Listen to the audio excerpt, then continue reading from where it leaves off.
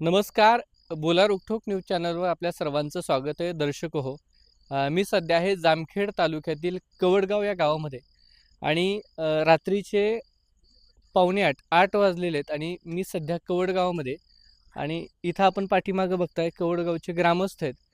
त्यांची पिण्याच्या पाण्याची इतकी बिकट परिस्थिती आहे की सांगण्याजोगी सुद्धा नाही. आणि सगळ्यात महत्त्वाचा मुद्दा हा आहे, गावामध्ये जलजीवन मिशन योजना राबवली खरी, पण ती योजना खऱ्या अर्थानं इथल्या लोकांना पाणी पिण्यासाठी आजही मिळत नाही. लोकांची आक्रमक भूमिका आहे आणि या गावामध्ये पिण्यासाठी लोकांना वणवण करावं लागतंय.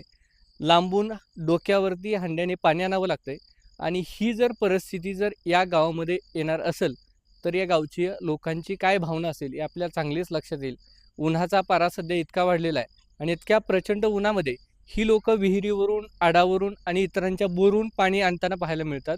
आणि ही सध्या परिस्थिती असताना आज एवढ्या उशिरा येण्याचं एवढंच कारण आहे की या गावामध्ये पिण्याच्या पाण्याची परिस्थिती आणि गावामध्ये जर आपण जलजीवन मिशन योजनेचा विचार जर केला आणि जलजीवन मिशन योजनेच्या बद्दल जर सांगायचा झाला विषय, तर या गावामध्ये गावकऱ्यांच्या म्हणण्यानुसार या गावामध्ये खूप मोठा भ्रष्टाचार या जलजीवन मिशन योजनेमध्ये झालेला आपल्याला पाहायला मिळतोय आणि गावकऱ्यांची सुद्धा तशीच प्रतिक्रिया सुद्धा उमटत आहे. गावकरी काय म्हणतात हे आपण पाहणारच आहोत. परंतु या गावची बिकट आणि विदारक परिस्थिती आहे हे आपल्याला मान्य करावं लागेल, कारण लोकांच्या तोंडून इथली आक्रमक भूमिका लोकांची आपल्याला पाहायला मिळते. नमस्कार मामा, काय पाण्याची काय परिस्थिती आहे आता? हा? कसलंच पाणी नाही कसलंच पाणी नाही. आणि आम्ही पियाला पाणी आम्हाला आणा येत नाही. आम्ही इकत खंडा आणतो, कुणा कोणतरी घेतो. एक म्हातारं देत आम्हाला हा. पाणी 10 रुपयाला एक खंडा. 10 रुपयाला एक खंडा? हा. हा. आणि मग ती पाणी आम्ही पितो. तर आम्हाला आणाय बी येत नाही. हा. आणि आम्हाला नळाला पाणी नळाला पाणी येत नाही काही? अजिबातच नाही. हा. अजिबात पाणीच नाही कसलंच आम्हाला. पाणी नाही. कसलंच पाणी नाही आम्हाला. पाणीच नाही आम्हाला. हा का? हा. आणि वापरायला मग कसं काय? वापरायचं तिथं म्हणजे बेलर काय? आमचं रस्त्याच्या कडेला आहेत भांडी बघा सगळी मोकळी आहेत. मग अवघडच आहे. मग प्यायला तर अवघड म्हणजे अवघडच. विकतच रस्त्याच्या- प्यायला आणताय का? प्यायला विकत वापरायला विकत 1000 रुपये महिना म्हणलं तरी पाणी कुणी देत नाही. आणि या नळाला जलजीवनचं योजनेचा ह्या नळ कुठे गेला इथला तुमचा? ह्यो का आमचा नळ हिचा आहे. ह्यो का पलीकडे का रस्त्याच्या पलीकडे हा, का? हा, हा. हिचा नळ आहे आमचा. ह्याच्यात? ह्यो नळ आहे. हा, याला पाणी कधी आलतं का? त्याला पाणी आलेलं त्याला 3 हप्ते झालं. 3 हप्ते महिना होऊन हा. गेला तरी त्याला पाणी पाणी किती येतं याला? 2 हांडे तुम्हाला माहिती आहे का ताई की एका माणसाला किती पाणी वापरायला मिळते एका दिवसासाठी? एका दिवसासाठी लागेल ना 40-50 लिटर पाणी. 55 लिटर एका माणसासाठी पाणी हे 55 लिटर येतं. 55 लिटर पाणी लागतं. जे ग्रामपंचायत मधून एका माणसासाठी 55 लिटर पाणी येतं. तर तुम्ही म्हणताय तुमच्या घरात किती माणसं आहे?